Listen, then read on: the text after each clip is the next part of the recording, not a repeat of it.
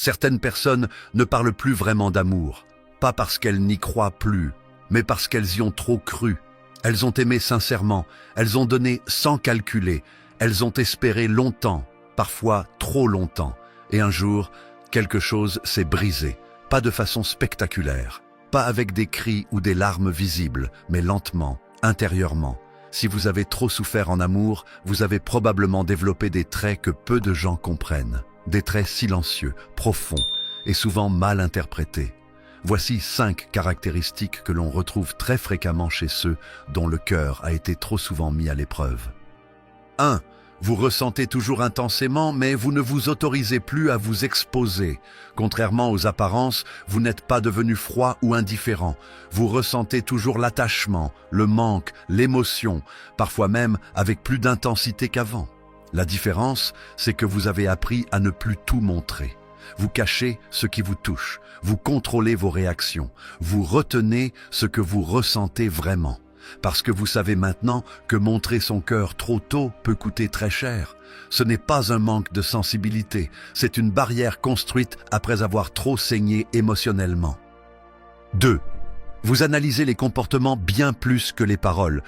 Quand on a trop souffert en amour, on cesse de croire aux belles phrases. Vous avez entendu les « je tiens à toi » qui n'étaient suivis de rien, les promesses sans acte, les mots doux qui masquaient des incohérences. Alors aujourd'hui, vous observez, vous regardez la constance, la manière dont une personne agit quand personne ne la regarde. Vous comparez ce qui est dit à ce qui est fait. Cette vigilance n'est pas de la méfiance gratuite, c'est une intelligence émotionnelle forgée par l'expérience.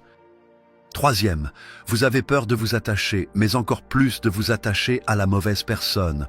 Vous voulez aimer, vous voulez une connexion vraie, vous voulez partager votre monde intérieur, mais dès qu'un lien commence à se créer, une tension apparaît en vous. Une petite voix vous rappelle ce que ça a coûté la dernière fois, ce que vous avez perdu, ce que vous avez dû reconstruire seul.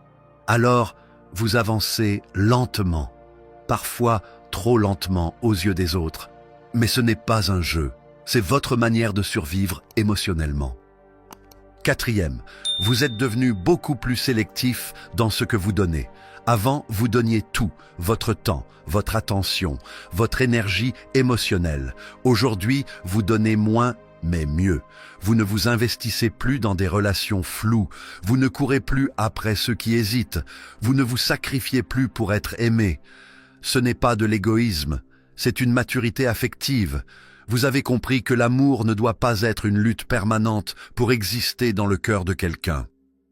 5. Vous ressentez une nostalgie silencieuse de la personne que vous étiez avant.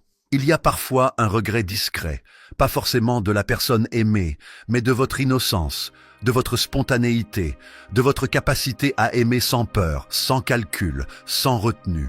Vous savez que vous ne redeviendrez jamais exactement cette personne-là, mais en échange, vous avez gagné autre chose, une lucidité émotionnelle profonde, une force intérieure et une compréhension rare de l'âme humaine. 6. Vous testez inconsciemment l'autre avant de vous livrer. Après avoir trop souffert, vous ne donnez plus votre cœur d'un seul geste. Vous observez comment l'autre réagit à vos silences, à vos limites, à vos moments de vulnérabilité partielle.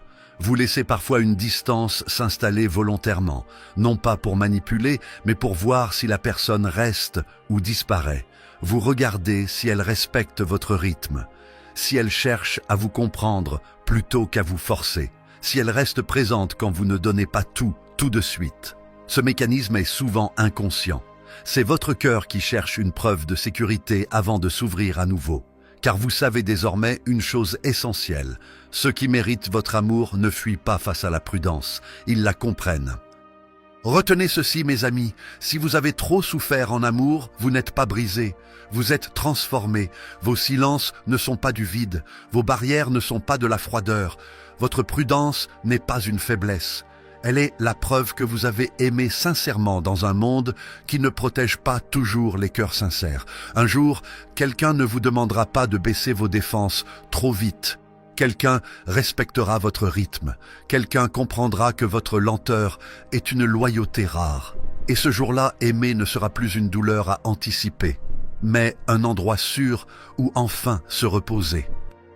Si vous avez apprécié cette vidéo, laissez un j'aime, abonnez-vous à la chaîne pour ne rien manquer des prochains contenus et partagez cette vidéo avec vos amis ou ceux qui pourraient en bénéficier.